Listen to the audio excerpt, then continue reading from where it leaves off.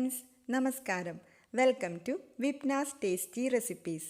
ഇന്നും ഞാനൊരു ഈവനിങ് സ്നാക്കായിട്ടാണ് വന്നിരിക്കുന്നത്. ഈന്തപ്പഴം പൊരിച്ചത്. ഈ ഒരു സ്നാക്ക് അധിക പേരും തയ്യാറാക്കുന്നതാണ്. ഈന്തപ്പഴത്തിൻ്റെ കുരു കളഞ്ഞ് മൈദ മാവിൽ മുക്കി പൊരിക്കും. ചിലർ കുരു കളഞ്ഞ് അതിൽ കാഷ്നട്ട് വെച്ചിട്ട് പൊരിക്കും. ഞാനിന്നിവിടെ വേറൊരു വ്യത്യസ്തമായ രീതിയിലാണ് ഡേറ്റ്സ് ഫ്രൈ ചെയ്യുന്നത്. പലർക്കും അറിയാവുന്ന രീതി തന്നെ ആവും, എന്നാലും അറിയാത്തവർക്ക് വേണ്ടിയാണ് ഈ വീഡിയോ. അപ്പോൾ നോക്കിയാലോ എങ്ങനെയാണ് ഈ സ്നാക്ക് തയ്യാറാക്കുന്നതെന്ന്. എന്തൊക്കെ ഇൻഗ്രീഡിയൻസ് ആണ് ആവശ്യമുള്ളതെന്ന് നോക്കാം. ആദ്യത്തെ ഇൻഗ്രീഡിയൻറ്റ് ഈന്തപ്പഴമാണ്. 200 ഗ്രാം ഈന്തപ്പഴം എടുത്തിട്ടുണ്ട്. അത് ചെറുതായിട്ട് കട്ട് ചെയ്ത് വെക്കാം, അല്ലെങ്കിൽ ഇതേപോലെ മിക്സിയിലൊന്ന് ചതച്ചെടുക്കാം. പിന്നെ വേണ്ടുന്നത് 1 കപ്പ് തേങ്ങയാണ്. അതിൻ്റെ കൂടെ ഞാൻ 3 ഏലക്കായ ചതച്ച് വെച്ചിട്ടുണ്ട്. മധുരത്തിന് വേണ്ടിയിട്ട് 1/2 കപ്പ് ഷുഗർ എടുത്തിട്ടുണ്ട്. ഇത് ഓരോരുത്തരുടെയും മധുരത്തിനനുസരിച്ചിട്ട് കൂടുതൽ അളവ് വേണമെങ്കിൽ എടുക്കാം. പിന്നെ ഏതാണ്ട് 1/4 കപ്പ് മൈദയും അതിലേക്ക് ഒരു നുള്ളു ഉപ്പും കൂടി ചേർത്ത് വെച്ചതാണ്. പിന്നെ ഒരു പഴം വേണം, ഒരു മുട്ട വേണം. ഇത്ര കുറച്ച് ഇൻഗ്രീഡിയൻസ് ഉണ്ടെങ്കിൽ നമുക്ക് ഈന്തപ്പഴം പൊരിച്ചത് തയ്യാറാക്കിയെടുക്കാം. അപ്പോൾ നോക്കാം, സ്റ്റാർട്ട് ചെയ്യാം. എങ്ങനെയാണ് ഇത് ഉണ്ടാക്കുന്നതെന്ന് നോക്കിയിട്ട് വരാം.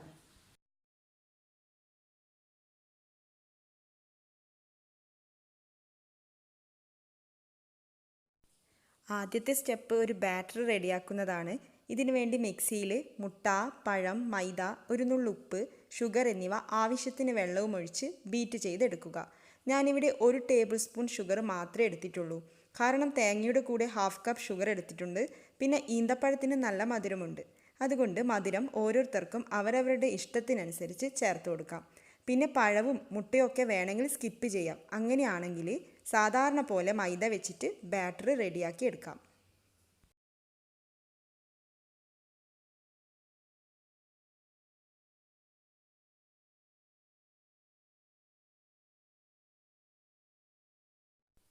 ഇനി അടുത്തതായിട്ട് നെയ്യ് ചൂടാകുമ്പോൾ അതിലേക്ക് ചതച്ച് വെച്ചിരിക്കുന്ന ഈന്തപ്പഴവും തേങ്ങയും ഏലക്കായും ഷുഗറൊക്കെ ഇട്ടിട്ട് നന്നായിട്ട് മിക്സ് ചെയ്ത് കൊടുക്കണം.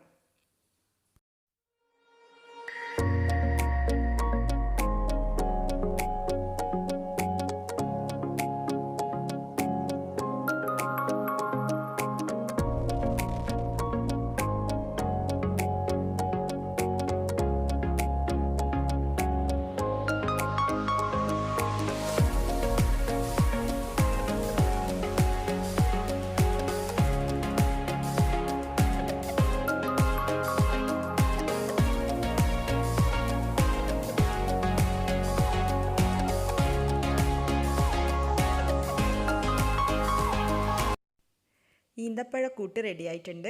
ഇതിൻ്റെ ചൂട് മാറുന്നത് വരെ വെയിറ്റ് ചെയ്യാം.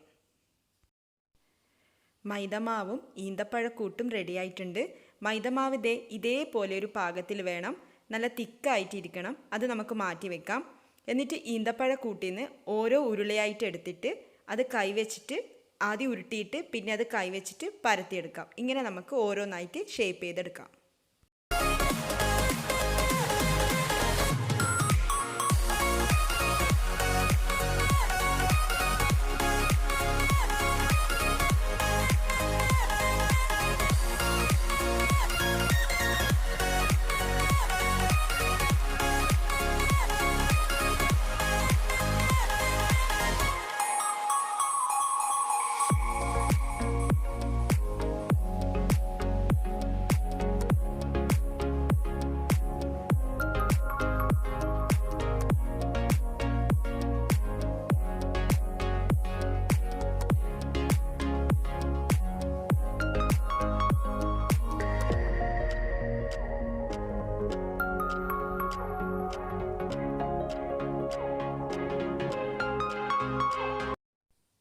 ഓയിൽ ചൂടായിട്ട് വരുമ്പോൾ പരത്തി വെച്ച ഓരോ ഉരുളകളും മാവിൽ മുക്കിയിട്ട് ഓയിലിലേക്ക് ഇട്ട് കൊടുക്കാം.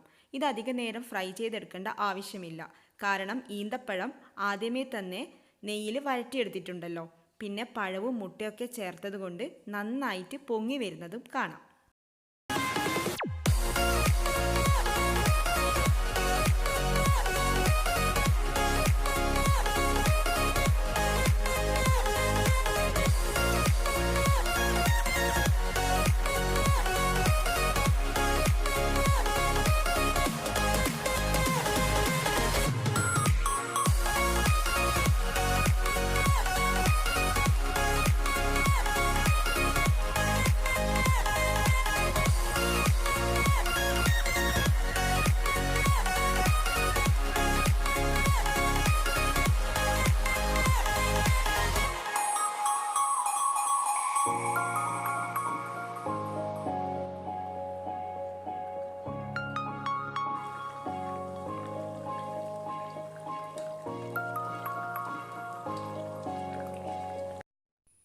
അങ്ങനെ ഈന്തപ്പഴം പൊരിച്ചത് റെഡി ആയിട്ടുണ്ട്.